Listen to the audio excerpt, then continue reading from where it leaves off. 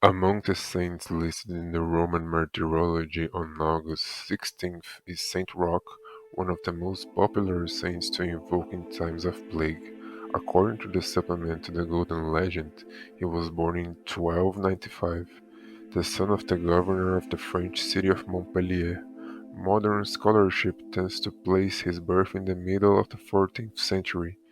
On the death of his parents, he distributed a considerable patrimony which they left him to the poor, and became a full-time pilgrim. The hospices which were built near many major pilgrimage centers to receive the pilgrims also served as hospitals for the poor, hence the two versions of the same word deriving from the Latin word for a guest.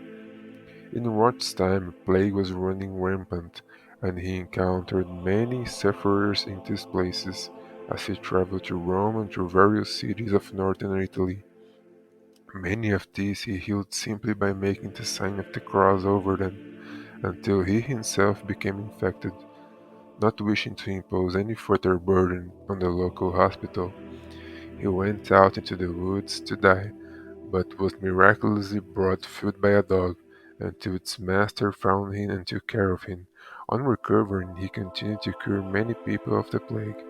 When he returned to Montpellier, however, he was not recognized, and therefore arrested as a spy and imprisoned, remaining in captivity until his death 5 years later.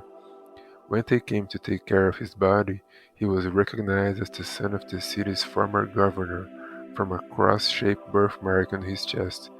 A plaque was found next to the body with these words written on it: "I indicate that those who suffer from the plague, if they flee to Roch's protection, will escape from that most cruel contagion." A magnificent church was built, and his body laid to rest therein, where many miracles continue to happen at his intercession. Devotion to Saint Roch spread very rapidly over the course of the later 14th and early 15th century, although his feast is rarely found on liturgical calendars.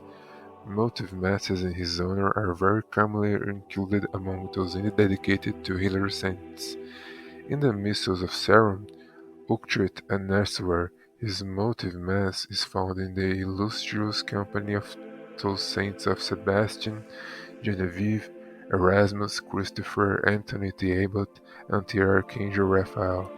One of common version even includes a proper preface, something almost unheard of in the pre-Tridentine period.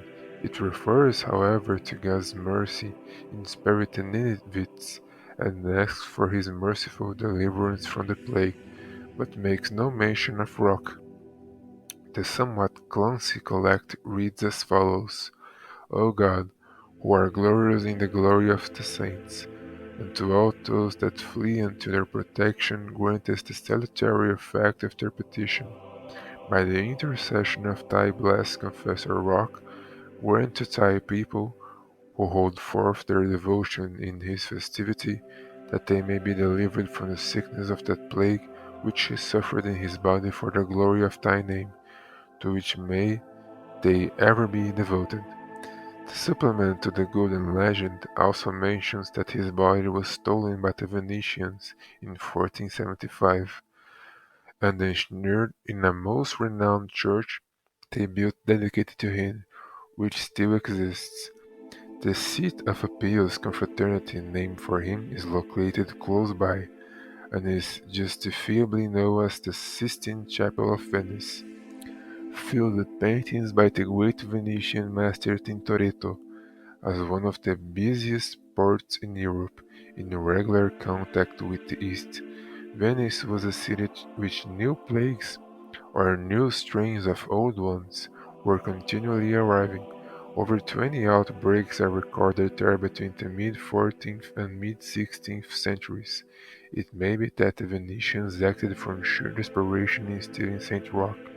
On the other hand, pious thefts of this sort were a specialty of theirs, and over the years they also managed to nick St. Mark the Evangelist and St. Athanasius from the copts of Alexandria, St. Lucy from the city of Syracuse, and one of St. Peter's chairs from Antioch.